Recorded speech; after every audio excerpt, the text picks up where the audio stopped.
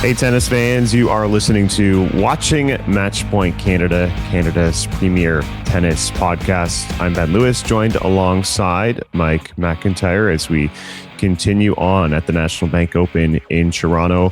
Fantastic guest for this latest episode. Mike, you got to speak to two-time Grand Slam champion Coco Gauff.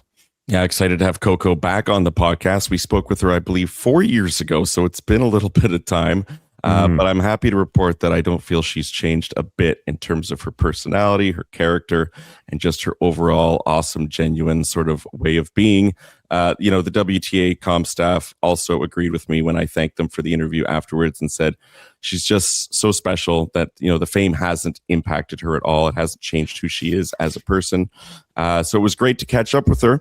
Also want to say, Ben, that this episode is brought to you by our friends at StandM. We'll talk a little bit about them later in the episode, but it's a cool new tennis app where you can get together and talk with like-minded people about your favorite players, maybe even Coco Gauff. So we'll share more on that later.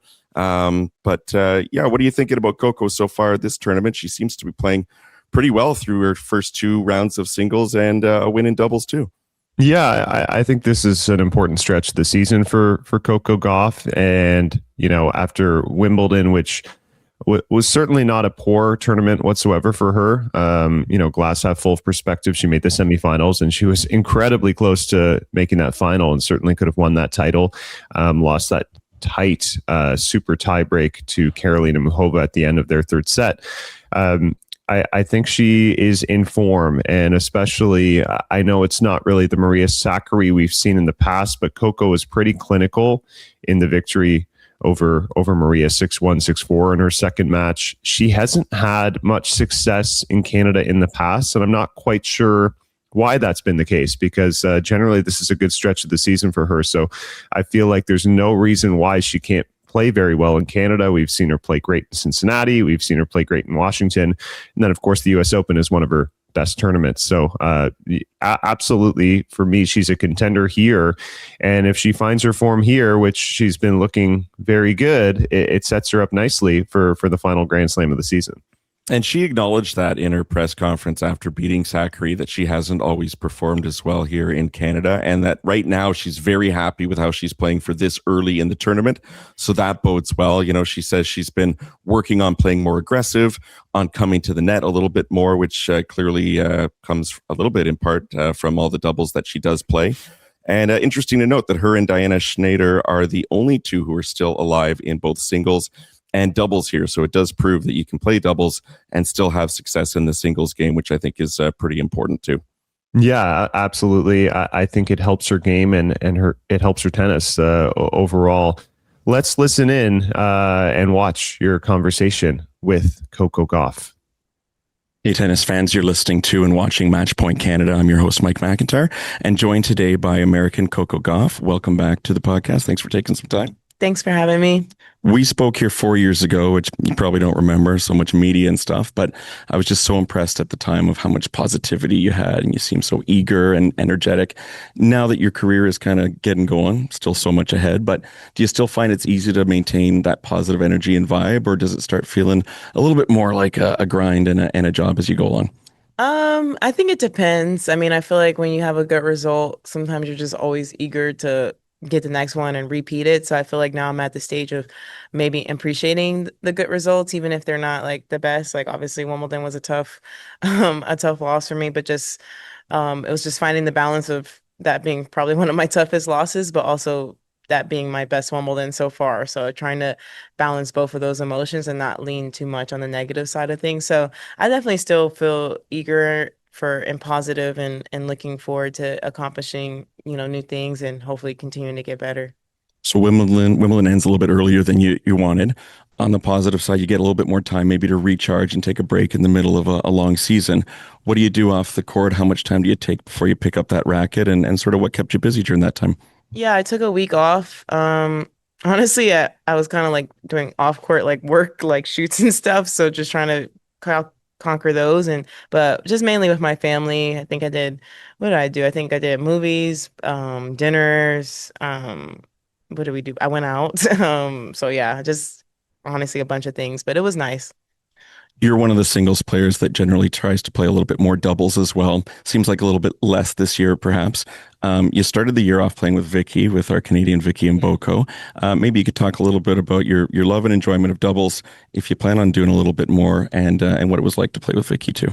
Yeah, I always love doubles. I think it helped my singles games or still helps my singles game tremendously. I recommend like all youngsters coming on tour to really, make that a priority. And I think now just with the schedule, it's tough to continue to do both at the full extent because I'm someone if I'm gonna enter a doubles tournament, I'm gonna finish. I'm not gonna pull out or anything like that. So yeah, and then playing with Vicky was really cool.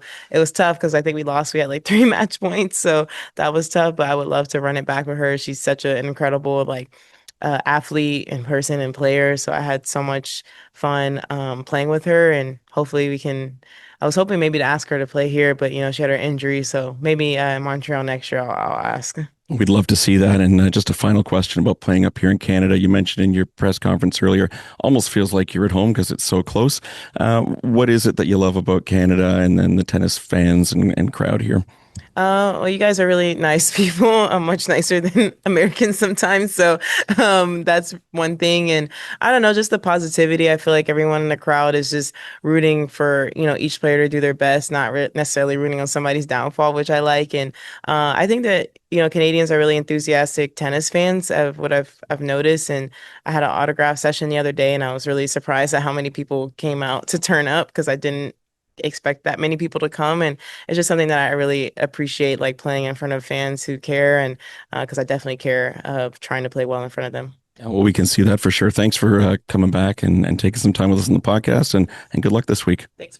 There you have it, Mike's interview with two-time Grand Slam champion Coco Gauff. And we still forget. I mean, we've been talking about Coco on this show for a long time. You mentioned having her as a guest on this show 4 years ago. She's still just 22 years old, which is unbelievable.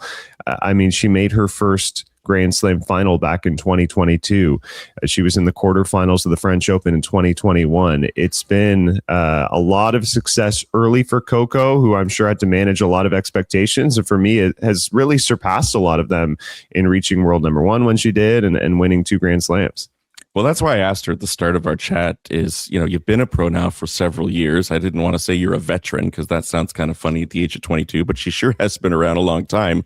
And yet she hasn't changed who she is, and she still seems to be enjoying herself out there, which is pretty nice to see. There was a funny question in press earlier in the week because she had been practicing with Kayla Cross, Canadian Kayla Cross. She was looking for a lefty in particular to practice with. And and oh God, where am I going with this?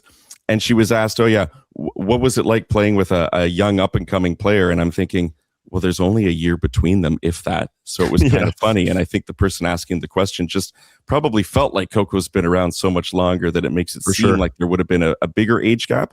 Or maybe they meant that just career-wise, Kayla's still sort of starting out, hoping to become a mainstay at the WTA level, whereas Coco's been there for quite some time. But it did make me laugh a little bit. Yeah, no doubt. And I think Coco Gauff, even at age 22, we've said this in the past, she seems like she's wise and mature beyond her years.